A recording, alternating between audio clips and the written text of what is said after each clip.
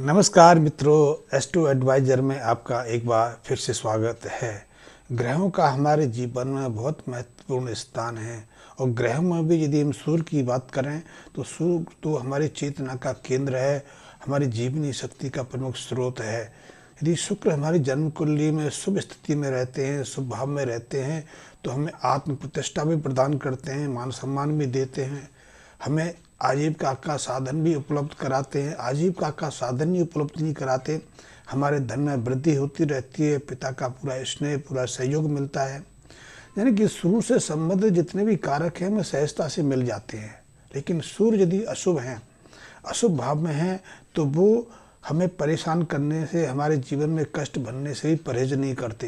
एक मित्र हैं अमिताभ वर्मा जी, दिल्ली से लिखते हैं कि वो सरकारी नौकरी करते हैं फिर भी अब तक वो अपना मकान नहीं बना पाए। उनका पैसा यदि एक बार कोई व्यक्ति मांग लेता है तो देता नहीं और इस तरह वो लाखों रुपए अपने लोगों में फंसा चुके हैं। कोई समाधान हो तो बताए। अमिताभ जी, आपकी जन्म कुंडली में भी सूर्य जो है लग्न भाव में है, लग्न भाव में मंगल के साथ में है, ये शुभ योग है। लेकिन मंगल और सूर्य के साथ में जब लग्न भाव में सूर्य विराजमान होते हैं और ऐसे सूर्य मंगल पर यदि अशुभ ग्रहों की दृष्टि पड़ती है, प्रभाव पड़ता है या इनके अपने घरों में शत्रु ग्रह बैठ जाते हैं तो ऐसे व्यक्ति को अनायास कई तरह की विपदाओं का भी सामना करना पड़ता है। अकारण उसको अपजस मिलता है, उसके यार दोस्त और रिश्तेदार भी उसका साथ छोड़ जाते हैं, उसका पैसा फंस जाता है। एक बार कोई पैसा ले लेता है तो वो देता नहीं। खैर ये तो मैं आपकी जन्म कुंडली पे बेचना आगे चल के करूँगा और उस तत्संबंधी उपाय भी मैं आपको बताऊंगा। मैं आज बात कर रहा हूँ कि लाल किताब में लग्न भाव के सूर्य को बहुत प्रमुख स्थान दिया गया है। यदि हमारे लग्न भाव में, हमारे पहले भाव में सूर्य विराजमान है और सूर्य शुभ हैं तो ये अनुकंपा देने में, हमें पद प्रतिष्ठा देने में, धन संपदा देने में, स्वस्थ शरीर देने में, मान सम्मान देने में बिल्कुल पीछे नहीं हटते। क्योंकि सूर्य का अपना घर है। पहला भाव मेष राशि का पड़ता है और मेष राशि में सूर्य उच्च स्थिति में आ जाते हैं। साथ ही पहला स्थान मंगल का घर भी है क्योंकि उसकी स्वयं की राशि है। तो ऐसे में सूर्य मंगल का सहयोग बहुत कुछ उपलब्ध कराता है। ऐसा व्यक्ति बहुत धार्मिक प्रवृत्ति का होता है, दान पुण्य भी करता है और ऐसे व्यक्ति को सहजता से सरकारी नौकरी मिल जाती है। सरकारी नौकरी नहीं मिलती, यहाँ भी वो व्यवसाय करता है, उसमें उसको अपार सफलता भी मिलती है। ऐसे में वो धर्म कर्म भी करता है, धार्मिक कार्यों में आगे बढ़ चढ़ का हिस्सा लेता है। वो धार्मिक स्थलों की रिपेयर कराता है, स्वयं निर्मित भी कराता है। धार्मिक स्थलों में जल के लिए बावड़ी कुआं भी खुदवा देता है। खैर अब तो बावड़ी कुआं खुदवाने का प्रचलन नहीं रहा, फिर भी ऐसे जातक जिनकी जन्म कुंडली के पहले भाव में सूर्य हैं वो कुछ ना कुछ मंदिरों में, तीर्थ स्थलों में, देवालयों में कुछ ना कुछ अपनी भूमिका प्रदान करते रहते हैं। ऐसे लोगों को अपने माँ बाप का पूरा सहयोग मिलता है। लेकिन यदि यही सूर्य अशुभ भाव में पड़ जाए, अशुभ ग्रहों के साथ में मिल जाए या सूर्य के अपने घर में उसके शत्रु ग्रह विराजमान हो जाए तो ऐसे जातक को, ऐसे व्यक्ति को कई तरह के कष्ट भी भोगने पड़ते हैं। पहला तो यही है, उसकी मान सम्मान को क्षति पहुंचती रहती है। सरकारी नौकरी करता है तो नौकरी में कई तरह की परेशानी खड़ी हो जाती हैं। ऐसे जातक को पिता का सहयोग कम मिलता है या कई बार तो ऐसे जातक को पिता के साथ में मतभेद हो जाता है जब पिता सुख से वंचित रहना पड़ता है। पैतृक संपत्ति भी कई बार इसके ऐसे जातकों के भाग्य से निकल जाती है। ऐसा कहा गया है कि ऐसा जातक जिसके लग्न भाव में सूर्य विराजमान है वो अपनी आंखों में भरोसा करता है, दूसरों की बातों पर कम भरोसा करता है और यदि वो दूसरों की बातों पर भरोसा कर ले तो स्वयं खतरा मोल ले लेता है, अपने जीवन में कई तरह की विषमताओं को आमंत्रित कर लेता है। तो ऐसे व्यक्ति को, जिसके लग्न भाव में सूर्य विराजमान है, दूसरों की बातों पर कम भरोसा करना चाहिए, स्वयं की आंखों पर, स्वयं की देखे पर ही भरोसा करना चाहिए। यदि लग्न भाव में सूर्य हैं और उसके अपने घर में शत्रु ग्रह हैं तो इनको लेकर भी ऐसे जातक को सचेत रहना चाहिए, अन्यथा उसके जीवन में कई तरह की विषमताएं पैदा हो जाती हैं। यदि लग्न भाव में सूर्य हैं और सप्तम स्थान पर उसके शत्रु ग्रह हैं, शत्रु ग्रहों में आते हैं शनि, शुक्र, राहु। यदि ये ग्रह इसके शत्रु इसके अपने घर में है या सातवें स्थान पर विराजमान है, तो ऐसे जातक को कई तरह की परेशानियों का सामना करना पड़ता है। मान सम्मान को तो हानि पहुँचती ही पहुँचती है।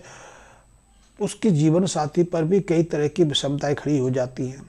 यदि सूर्य पहले घर में है और पंचम स्थान पर मंगल विराजमान है, तो ऐसे जातक की संतान को कई तरह के कष्टों का सामना करना पड़ता है।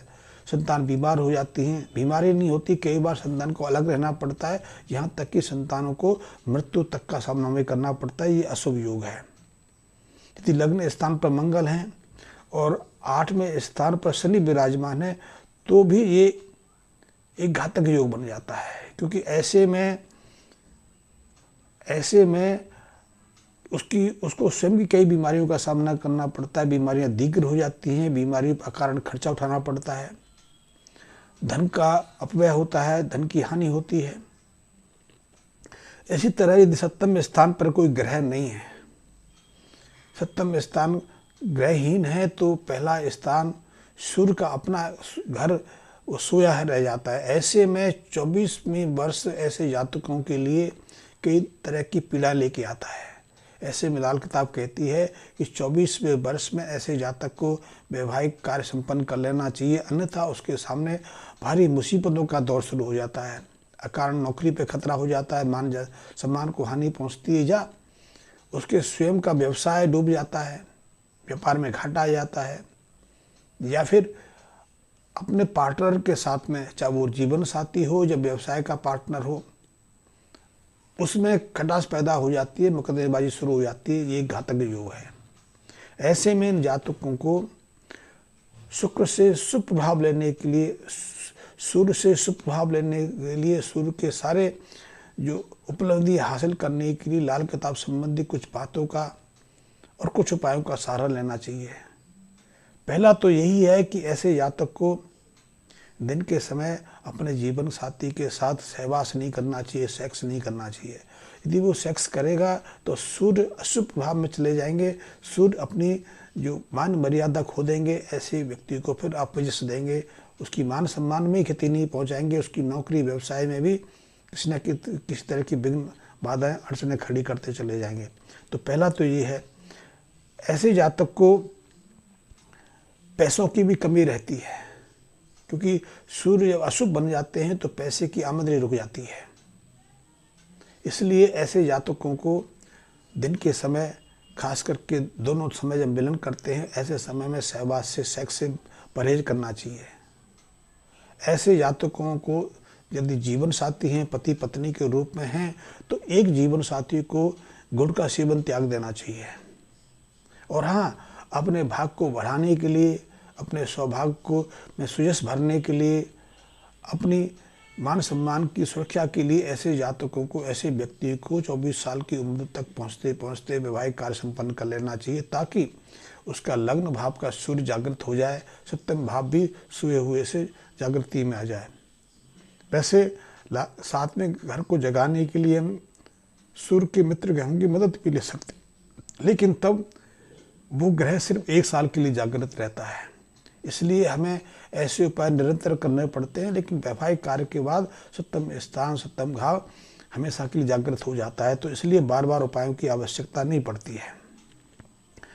ऐसे जातकों को घर से जाते समय, घर से किसी कार्य पर निकल रहे हैं, तो उस समय भी झूठे मुंह नहीं निकलना चाहिए, या तो थोड़ा सा गुड़ खा के उसके बाद पानी पी के ही घर से निकलना चाहिए, तब उनको हर कार्य में सफलता मिलती है, उनका कार्य पूरी तरह से संपन्न होता है। ऐसे जातकों को जिनके पहले भाव में सूर्य विराजमान है और सूर्य अशुभ ग्रहों से पीड़ित हो गए या अशुभता प्राप्त कर रहे हैं, तो ऐसे जातकों को 43 दिन तक निरंतर, साल में कम से कम 1 बार इस उपाय को करना चाहिए। 43 दिन तक लगातार गुड़ और गेहूं को भून के लड्डू बना सकते हैं, या वैसे ही गुड़ के साथ मिश्रित करके लाल मुंह के बंदरों को सेवन करा सकते हैं। यदि लाल मुंह के बंदर ना मिलें तो सामान्य बंदर यदि उपलब्ध है तो उनको भी ये प्रयोग करा सकते हैं। तो ये उपाय उनको निरंतर 43 दिन तक जारी रखना चाहिए। ये उपाय उनके लिए बेहद लाभकारी है। इसके अलावा अपने सुख सौभाग्य को बढ़ाने के लिए, अपनी आजीविका में किसी तरह की विघ्न बाधाएं खड़ी ना हो, पैसे फंसे ना, जीवन साथी के सामने किसी तरह की समस्या खड़ी ना हो, क्योंकि देखा गया है कि यदि पहले घर में सूर्य विराजमान हो सप्तम भाव में या पांचवें भाव में शुक्र विराजमान हो जाएं तो ऐसे जातक का जीवन साथी दीर्घ बीमार रोग से भी पीड़ित हो जाता है। उनको छाती से संबंधित गंभीर बीमारियों का सामना करना पड़ता है। छाती में संक्रामक रोग भी हो सकते हैं या छाती में स्थित अंग भी इससे प्रभावित हो सकते हैं। तो वो या तो टीबी जैसी बीमारी से पीड़ित हो जाते हैं, अस्थमा से पीड़ित हो जाते हैं, या फिर ऐसे जातकों को हृदय संबंधी रोगों का सामना भी करना पड़ता है। तो इससे बचने के लिए ऐसे जातकों को 27 दिन लगातार किसी गौशाला में जाकर गायों की सेवा करनी चाहिए। गायों को हरी चारा या फिर खल या फिर गुड़ आदि का सेवन कराना चाहिए। ये उपाय करने से हम पहले घर के जो सूर्य के जो अशुभ प्रभाव है उनसे बच सकते हैं। और इन्हीं उपायों के माध्यम से हम अपने जीवन में कई तरह की सुख संपदाएं हम प्राप्त कर सकते हैं।